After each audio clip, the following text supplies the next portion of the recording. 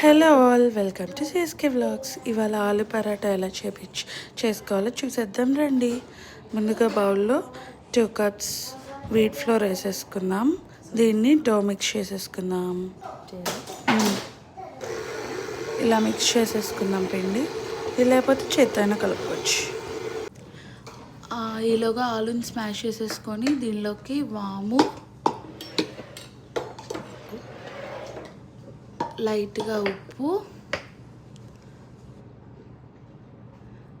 లైట్గా కారం, ఇంకా ధనియా పౌడర్ అండ్ జీరా పౌడర్ వేసేసుకొని ఒకసారి మిక్స్ చేసేసుకుందాం.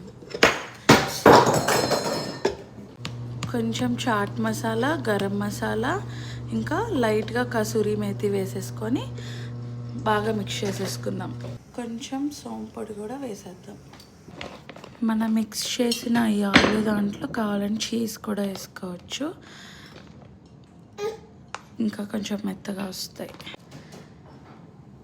చపాతీ ఇట్లా కొంచెం చపాతీ ముద్దలా ఫ్లాట్గా చేసేసుకొని దీనిలోకి మన స్టఫింగ్ పెట్టేసేసుకొని రౌండ్ చేసేసుకోవాలి. ఇప్పుడు ఎక్స్ట్రాదంతా కట్ చేసుకొని చపాతీ ఇలా రౌండ్గా ఒత్తేసుకోవాలి.